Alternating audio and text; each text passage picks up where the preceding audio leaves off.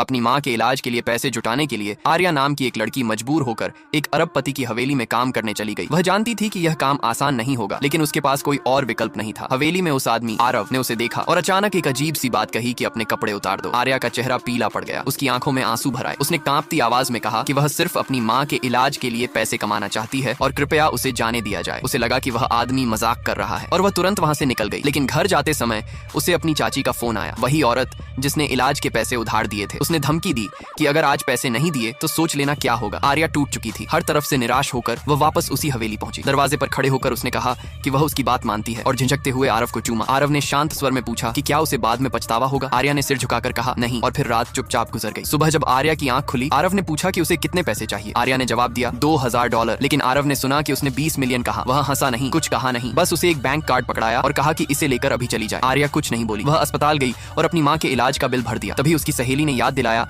कि आज प्रोफेसर का लेक्चर है, देर मत करना। वह दौड़ती हुई कॉलेज पहुंची और जैसे ही प्रोफेसर ने उसका नाम पुकारा, आर्या का दिल रुक सा गया। वह वही आदमी था, आरव। क्लास खत्म होने के बाद आरव ने उसे बुलाया और पूछा कि क्या उसे वाकई पैसों की इतनी जरूरत थी। आर्या ने अपने परिवार की कहानी बताई और चुपचाप बैंक कार्ड उसके सामने रख दिया। आरव को अपनी गलती का एहसास हुआ। उसके अंदर कुछ बदल गया था। वह बोला कि अगर कभी मदद चाहिए तो मुझसे कहना। आर्या ने बस मुस्कुराकर धन्यवाद कहा और चली गई। जाते जाते उसके बैग से एक छोटा सा चार्म गिर गया। जब आरव ने उसे उठाया तो उसने देखा कि आर्या एक लग्जरी कार में बैठ रही थी। दो सहपाठी तुरंत फुसफुसाने लगे कि शायद वह किसी अमीर आदमी के साथ है, लेकिन आरव नहीं जानता था कि आर्या दरअसल उस कार के मालिक के बेटे की ट्यूटर थी। सच जानने के लिए उसने अपने सहायक से कहा कि उस कार के मालिक का पता लगाओ। कुछ ही देर में सब साफ हो गया। अगले दिन जब आर्या हॉस्टल लौटी, उसकी चाची वहां इंतजार कर रही थी। उसने कहा कि अगर पैसे नहीं लौटाए तो उसकी शादी एक 60 साल के आदमी से कर दी जाएगी। आर्या ने विरोध किया, लेकिन उसकी चाची ने उसे थप्पड़ मारा और पूरे स्कूल के मैदान में घसीट लिया। अपमान से भरी आर्या ने कांपते हाथों से आरव को फोन किया, लेकिन उसने कॉल काट दी। उसे लगा आर्या झूठ बोल रही है। थोड़ी देर बाद जब उसके सहायक ने बताया कि आर्या उस लग्जरी कार मालिक के बेटे की ट्यूटर है,